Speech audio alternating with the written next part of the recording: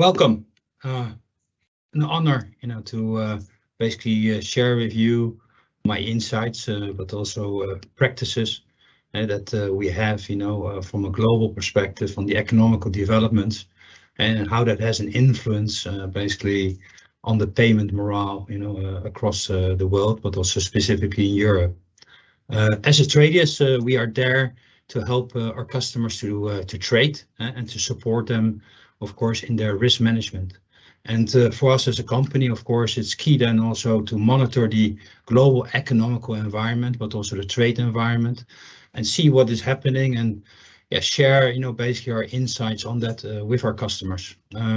Looking at trade, of course, in Europe, big proportion of trade is happening within Europe itself. And so we also wanted to use this specifically to share, some specifics around countries like Germany, France, and UK today.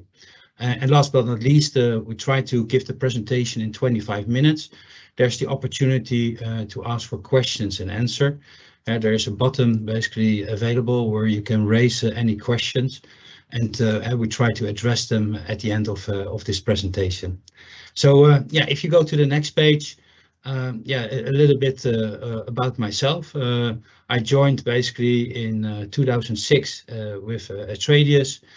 Before that, I was working for a company called GE, General Electrics. I was there basically into the trade finance world, so but also in credit risk management. After joining Atradius, I'm now heading up globally the Atradius collections business. We are there, of course, when the trade relationship is under tension. There's a non-payment, and in a very trusted way, we try to help companies to basically recover and get their money back. And we're also developing services not only to be there at the end, but also to strengthen basically our customers' credit management in an earlier stage so that we can help them to prevent. And last but not least, of course, we try to share our insights and knowledge so that we can see and share basically what is overall there. If you basically look at what has occurred in the trade environment the last couple of years, it's quite amazing. And 2019, everything looked fine. Of course, there was this trade war occurring between China and the US. There were geopolitical tensions, but everything looked fine. Then in February 2020, basically, the world was a little bit shocked through the event of COVID, and everybody was very looking to see, okay, what is going to happen? Is a disaster going to occur? Is basically the same crisis going to occur, to 2008, 2009? And in difference to that, we saw that governments basically learned from the past 2008, 2009 crisis. They clearly stepped in, helped the real economy to go through a difficult phase through tax, but also subsidy programs. We saw the central banks basically stepping in, occurring purchasing programs, but also lowering interest. When you basically brought your money to the bank, we still will talk about this year afterwards, but you got no interest for it. And basically, due to that whole effect, an enormous amount of cash and liquidity came into the market. And as basically markets returned to basically after COVID, we saw that there was quite some demand. And as also certain producers, but also you look in the transportation sector, container availability reduced, we saw basically that there was an occurrence that the demand was higher than the supply, and inflation occurred. Now, then I can still remember February this year. I thought, okay, COVID is coming to an end. We can all go back to business. But unfortunately, then, of course, this conflict between Ukraine and Russia, occurred. And of course, Russia being a big energy producer, Ukraine also producing together many raw materials, but also Ukraine being a large producer, the biggest producer of grains. We saw basically tensions occur. And due to the trade restrictions that are there, Prices for energies rose. It impacted basically raw material demands and supplies. And due to that, of course, also prices to impact. And based on that, of course, we had to evaluate, okay, what is going to be happening. Logic, of course, demand supply being under tension, we saw that inflation occurred. As inflation occurred, of course, the central banks have to step in because they basically are there to basically control basically the inflation. So debt purchasing programs were reduced. Interest rates are would be structurally increased to control basically the inflation to come back to 2%. Of course, a lot of insecurity in the markets around raw materials, but also food and prices. We all have felt that already in the retail, but also in the supermarkets, prices to increase. And of course, in that way, as energy prices, but also other prices increase, consumer confidence to drop. And as consumer confidence drops, of course, it also has an impact on the morale, of companies and also the spending levels of consumers. And of course, our expectation there is that it will have an impact, one side on the rise of insolvencies and also liquidity in the market, basically to reduce. And of course, the question, of course, in Europe is also as basically there are markets like Spain and also Italy who are highly leveraged, as basically the inflation will increase and also interest rates will increase, will they be able to attract capital to the same level, and will that basically a euro crisis occur again? Now, not to keep it to words, I was thinking to just share you a couple of indications to support basically my indications. I made the graph so small, so it's hard for you to read, but it's just a little joke. But I try to basically explain to you what you can see.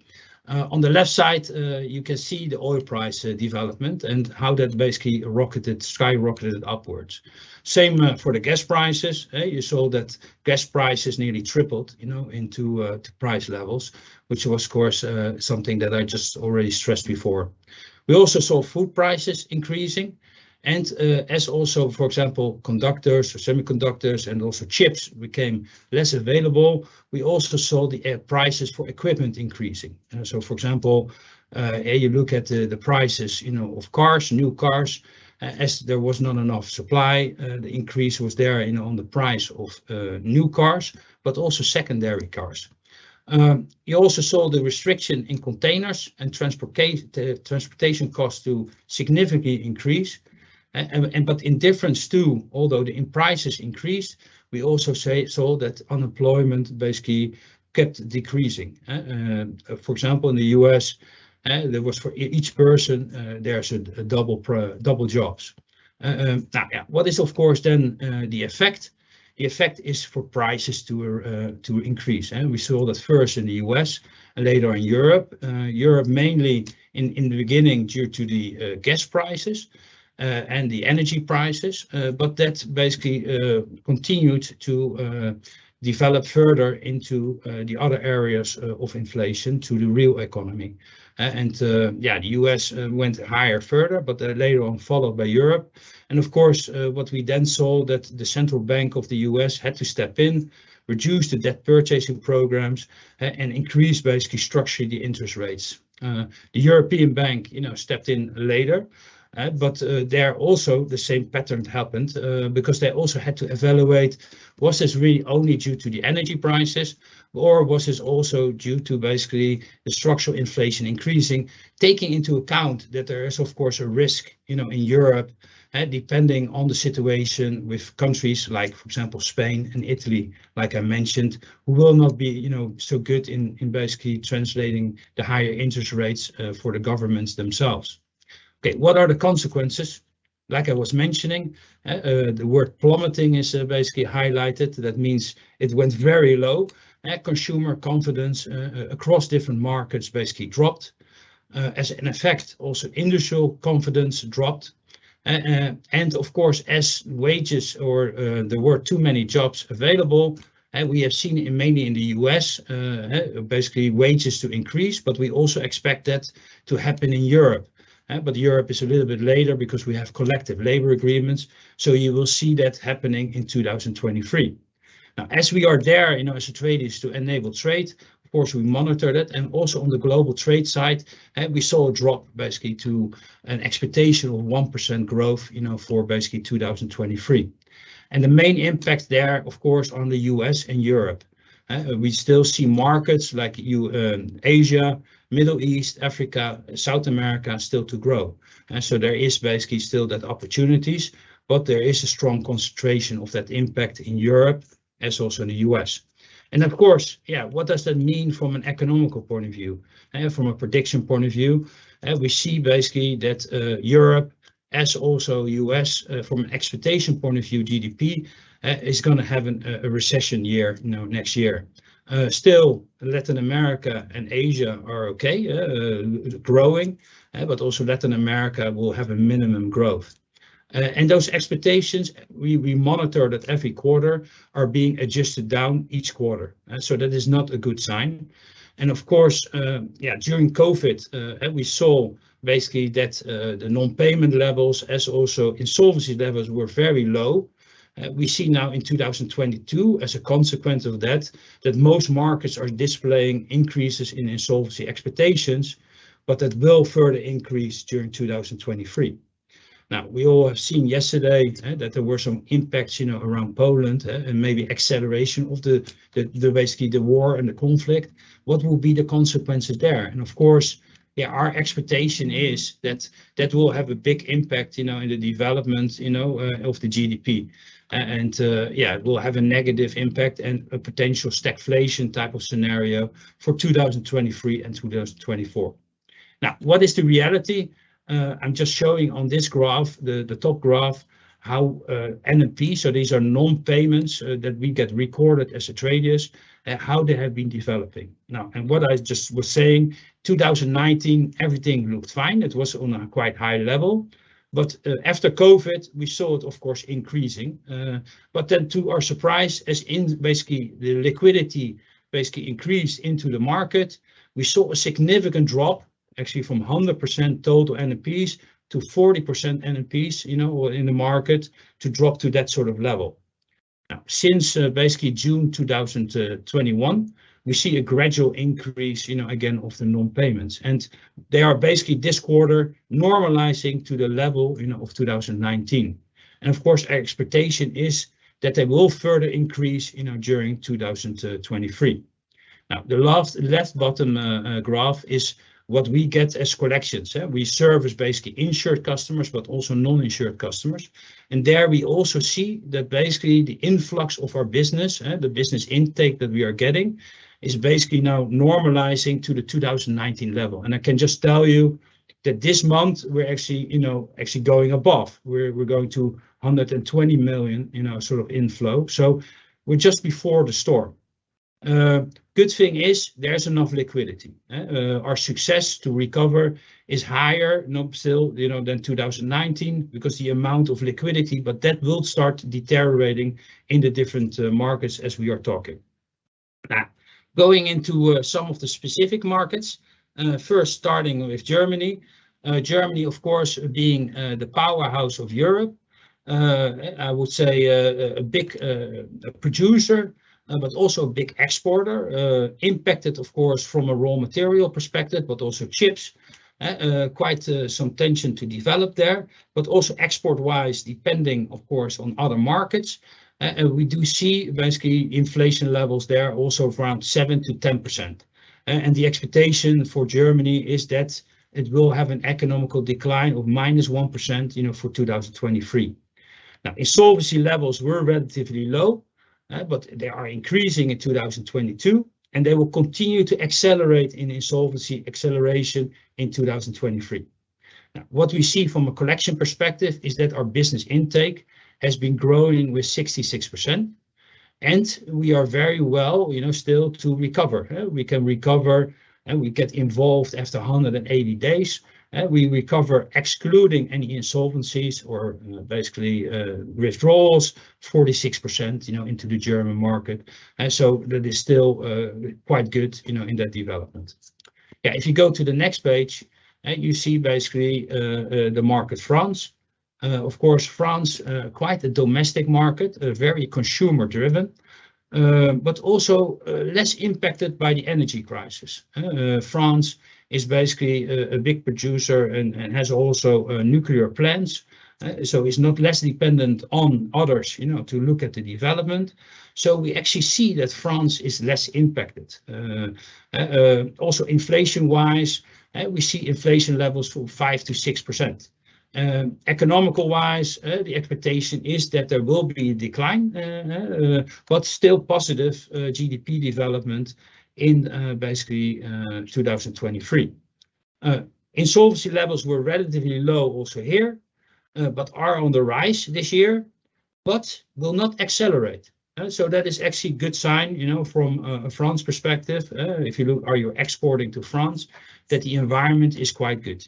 We do see that the overall business intake that we are getting as a unit, as a business, increasing, but also here we have a strong ability to recover. So we are having that ability, 53%, our global rate is 45%. So we are able to help and support, and we don't see that yet deteriorating. There's quite some liquidity in the market. Now, going then to the last market, is the UK. And the UK, of course, is a specific market. As we always say, they were already impacted, I would say, due to Brexit. And of course, there were challenges, in labor. There was also a challenge in supply because it was harder to export, to the UK due to the restrictions there. Of course, what we have also seen is that the politics hasn't been too stable, and also the policy has not been too stable. The trust basically of the market into the economy wasn't too good. So also the pound has been under pressure. And so we see here a bigger impact. Inflation already around 10 to 12% there. We already see the economy this year under pressure. So the UK market is already under pressure today and is probably already this quarter going into recession. Also here we see basically that insolvencies basically are on the high level already. So it was already impacted before, so insolvency levels are high, and they will continue to be increasing this year. But next year we expect it to lower a little bit. From a business intake perspective, we also see here that basically we get more influx, but it's harder to collect. Already the market is being impacted by insolvencies. We already see the impact of payment morale being lower. So you see also that our success rate, our ability to recover, is lower. And so for me, the key message, of course, if you do business with the UK, please be careful and be prepared and be prepared to address it. Now, this is a matrix to show basically how things are evolving.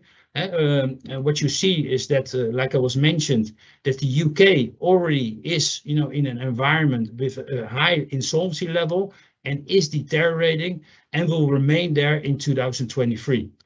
France and Germany are still on the low insolvency levels, are deteriorating, but it will get worse, in 2023. So that is a summarizing effect. And of course, Atradius publishes these sort of overviews on a quarterly basis. So I think it's also in that way that we try to show basically our insights and practices and share that with you, so it can prepare you in your risk management. So with that, Lasse, I would question, are there any questions, that has been received?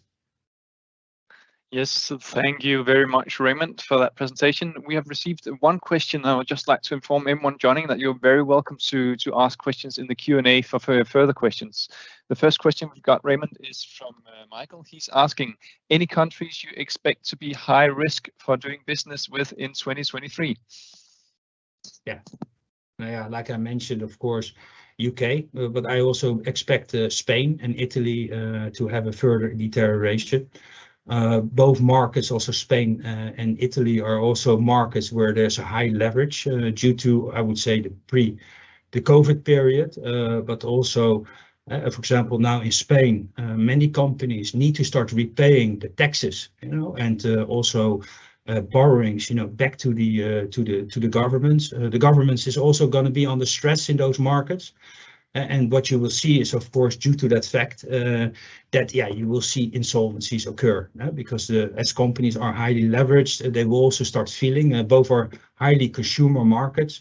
As consumers will basically spend less, what you will see is, of course, that the economical deterioration will happen faster in those markets. So, if you work with those markets, I will also definitely be prepared to be ready to take action early.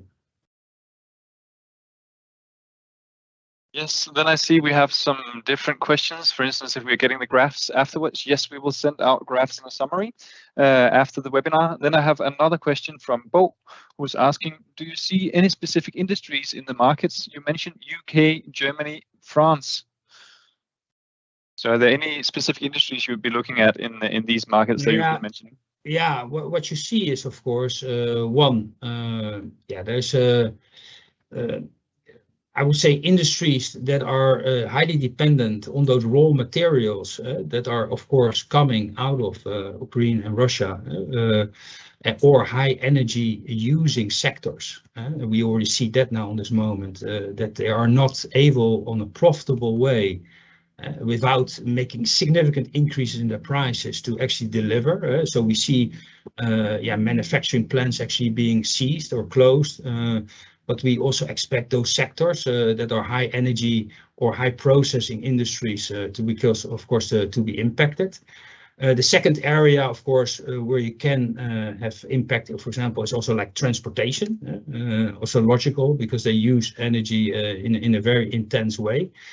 But also retail sectors, because of course what we can expect is that consumer trust, like I was showing, is heavily deteriorated, and retail sectors after, I would say, the Christmas, we already see the inventory levels for retail increasing, also inventory levels increasing in the supply chain, and it's just a question of time that those supply chains will come under tension.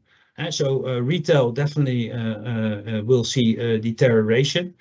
But also what we will see longer term, real estate is clearly a cyclical type of business. That also even the ones who are producing in the real estate in 2023 and thinking about construction and construction materials, you will also see their impacts in time. So it is just a question of time, that these type of sectors will all start being impacted. Thank you very much, Raymond. I have another question. You have a tremendous experience with debt collection, and I was wondering personally if you have any tips on the best ways to prepare for a potential spike in late payments as we might see the rest of this year. Yeah, no, number one advice I would say, Lasse, is of course, be selective at the gate. We need to start, everybody should be starting to increase focus on risk management, because we are getting into, not a growth time, but a challenging time. But be strict on the front end of the gate, follow a rigorous process. When you do see issues occur, don't wait, take action, leverage, I would say, experts like ourselves. And of course, if you still can protect yourself, you have to protect yourself in good times, but also in bad times.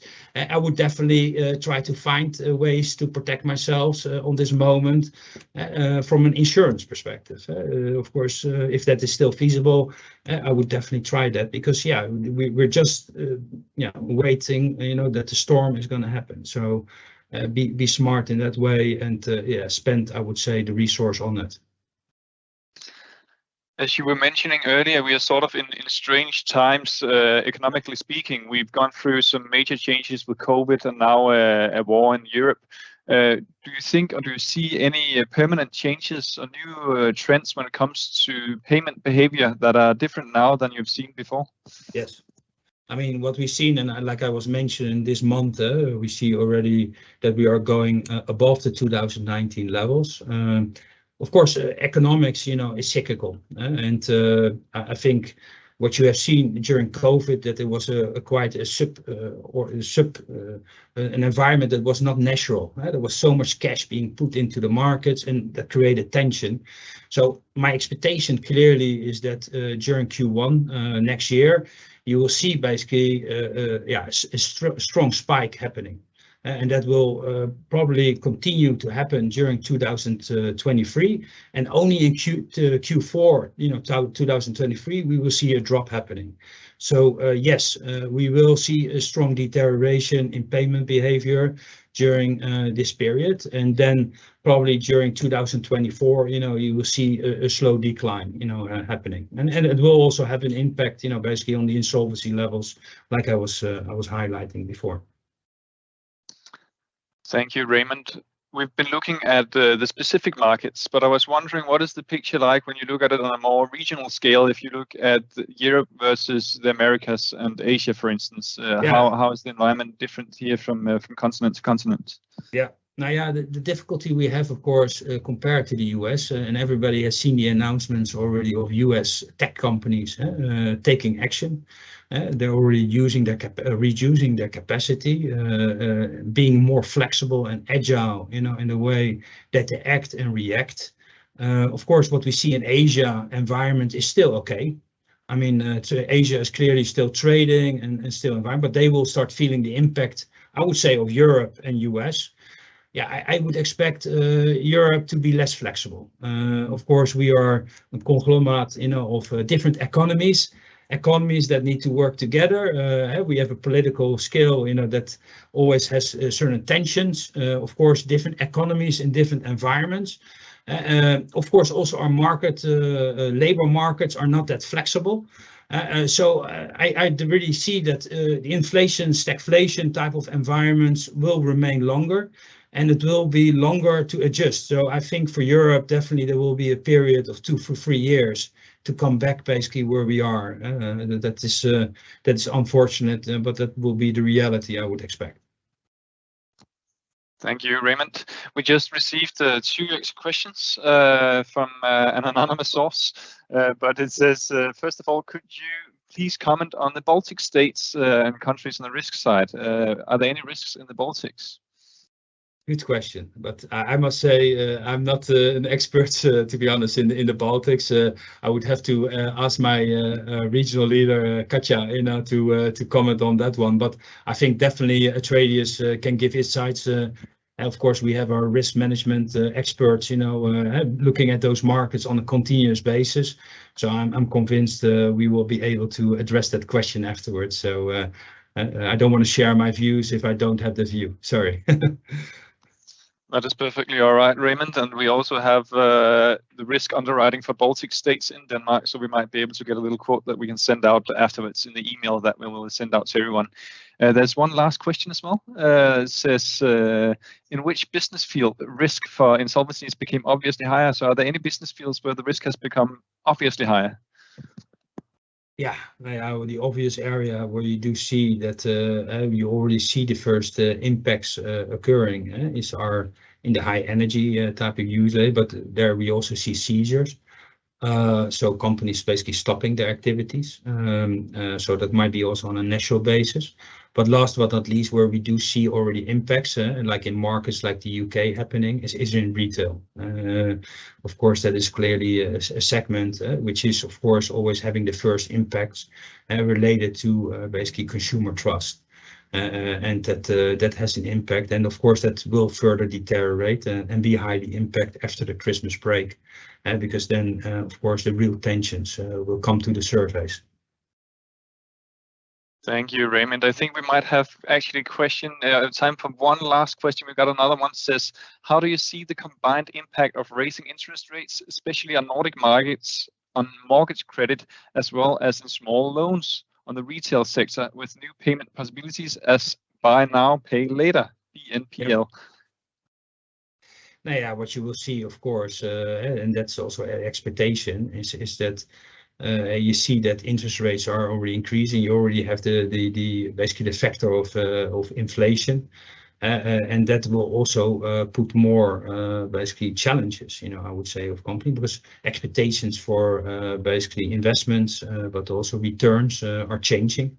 You see that also from investor point of view. Of course, more availability might be there, but it will be more restricted. Of course, the financial institutes become also more careful, basically in their development. So yeah, I think that will be harder to get also the credit in time, so that will be my expectation. Well, thank you very much, Raymond, and thank you everyone for joining this webinar. We will send out an email with a survey and the recording afterwards, also with the slides from the show. Thank you very much, Raymond. Thank you.